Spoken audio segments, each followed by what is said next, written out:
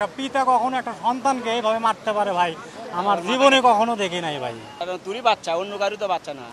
ছোট বাচ্চাকে মারে ফেলার কোনো প্রয়োজন আছে? কোনো প্রয়োজনই নেই। ফাঁসি দেওয়া লাগবে, তাছাড়া কোনো বুদ্ধি নেই। ফাঁসি একবার, একবারে ডাইরেক্ট ফাঁসি।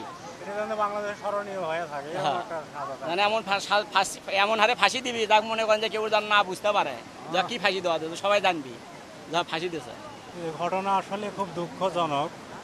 হ্যাঁ, উনি একজন সেনাবাহিনীর সদস্য হয়ে তারপরে উনি যে একটা কাজ করছে ভাই, এটা আসলে মানে ওর মতো না। ওর নিজের ওরজাত সন্তানকে ওই কীভাবে মারলো, এটা আসলে কেউ মানে নেবে না। আমরা এমন একটা সাজা চাচ্ছি যেন বাংলাদেশে স্মরণীয় হয়ে থাকে এই ঘটনাটা, ঠিক আছে? কঠিনতম সাজা চাচ্ছি আমরা। কেননা একটা পিতা কখনো একটা সন্তানকে এইভাবে মারতে পারে ভাই, আমার জীবনে কখনো দেখি নাই ভাই। ওই যে বাচ্চাটার যে কাটা বডিটা আমি দেখলাম এক ভাইয়ের মোবাইল, আসলে এটা একটা সুস্থ মানুষ কখনো এইভাবে এই কাজগুলো করতে পারবে না ভাই।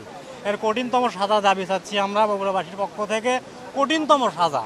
মানুষ যে কীরূপভাবে কতটা নিষ্ঠুরতা হতে পারে এখানে সেটা বোঝা যাচ্ছে, যে একজন পিতা তার সন্তানকে কীরূপভাবে মাথা শিরচ্ছেদ করছে।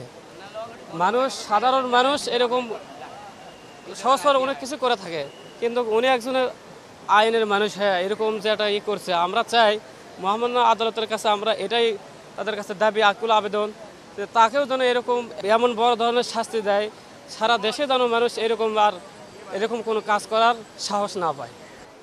এই আর্মি কিন্তু আমরা কঠিন বিচার চাই এবং শাস্তি চাই, এবং আমরা যেভাবে কষ্ট করে ওদের মধ্যে দেখেছি, এটা দেখার জন্য আমরা এখানে খাড়া আছি। লাশ এক জায়গায়, দেহ এক জায়গায়, মাথা এক জায়গায় পড়ে আছে, এটার জন্য আমরা এখানে অপেক্ষা করেছি।